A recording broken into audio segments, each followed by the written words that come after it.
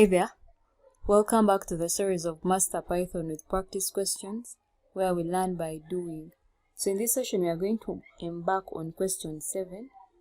So let's get started. So the question says, write a Python program to convert temperatures to and from Celsius and Fahrenheit. Then we are being given the formula that converts temperature from Celsius degrees to Fahrenheit degrees.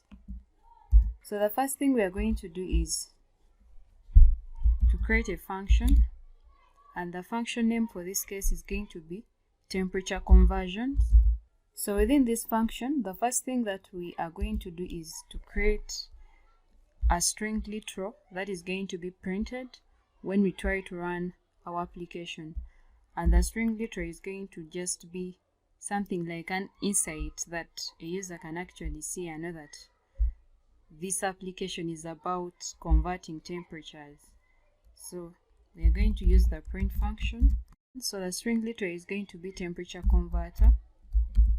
So now we are going to go ahead and create a simple menu that the user can look at and select either to convert the temperature from Celsius degrees to Fahrenheit degrees, or the temperature from Fahrenheit to Celsius degrees. So I'll access the print function, and then for the first option it's going to be Celsius to Fahrenheit, and then the last option is going to be Fahrenheit to Celsius. So having defined this, we need a variable that is going to store the user option or the user choice. So I will define a variable. It can be option, and then we assign it to the input function, and we are going to go ahead and pass in a prompt string where we are going to prompt the user to select a choice. So select your choice, and the choice must be 1 or 2. Then I'll add a semicolon here and some space. Or sometimes you can always work with the escape sequences by using a \t. So having stored the user option, of course we are going to ensure that we are working with an integer, but you can also work with a string. You can keep the option variable as a string and ensure that if you're testing, you are using a string. But for my case, I'll ensure that the option is stored as an integer. So if the option is 1, then we are going to go ahead and add the required logic. Then we have the else part. So else if the option is 2, then we are going to go ahead and also add the logic. So I'm just trying to pass them as of now to ensure that we are catering for these options. So else if the option is not 1 or 2, then that must be an invalid choice or an invalid option. So we print, return an output, and tell the user this is invalid choice, invalid option.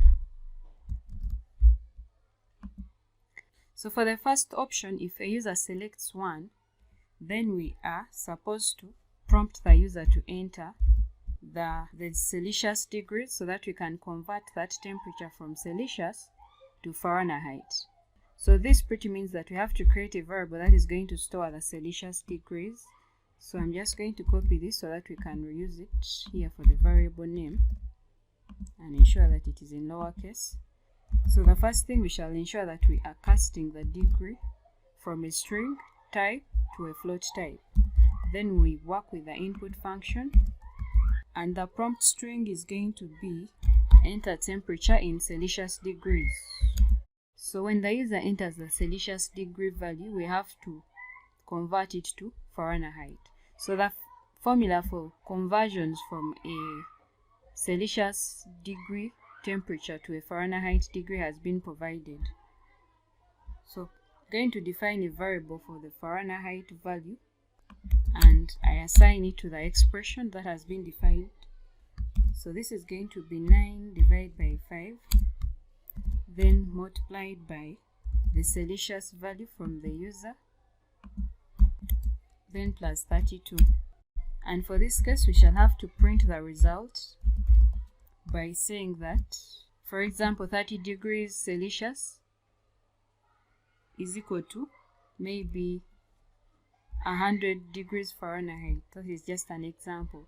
So we shall pass in the Celsius variable, and then I'm going to invoke my character map, copy. So having copied the degrees symbol, I want to ensure that I'm pasting it here. Degrees C or Celsius is equal to, then we pass in the Fahrenheit variable, then I'll copy the symbol for the degree, then F for the Fahrenheit. So I'm going to copy this so that we also use it for option 2, where the user wants to convert temperature from Fahrenheit to Celsius degrees. So I'll update this by pasting statements here. So instead of the Celsius degrees for now, we have to prompt a user to enter the Fahrenheit degrees. So I'll rename this to Fahrenheit and enter the temperature. So this is going to be enter temperature in Fahrenheit degrees. So enter temperature in Fahrenheit degrees.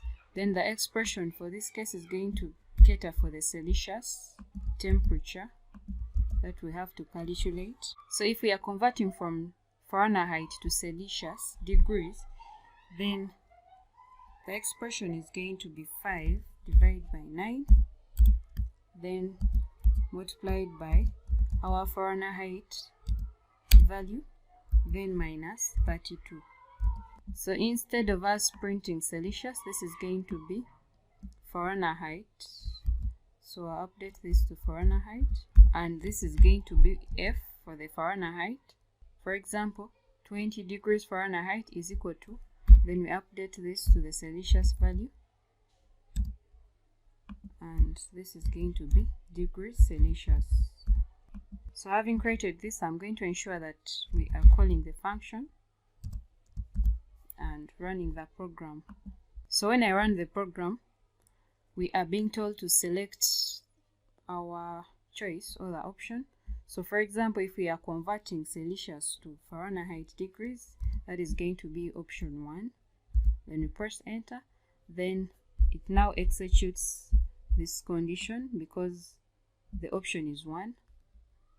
So enter temperature in Celsius degrees. If we enter 40, so 40 degrees Celsius is equal to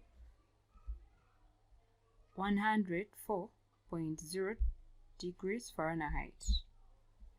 Okay, so I'm going to run the application such that now we convert 104 back to Celsius degrees.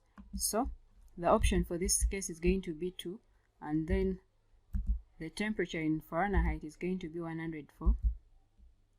So we can see that 104 degrees Fahrenheit is equals to 40 degrees Celsius.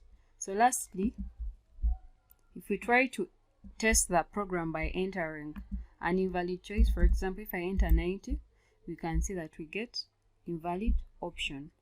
So that is all for this question. Thanks for watching, and see you again in the session where we are going to embark on question 8.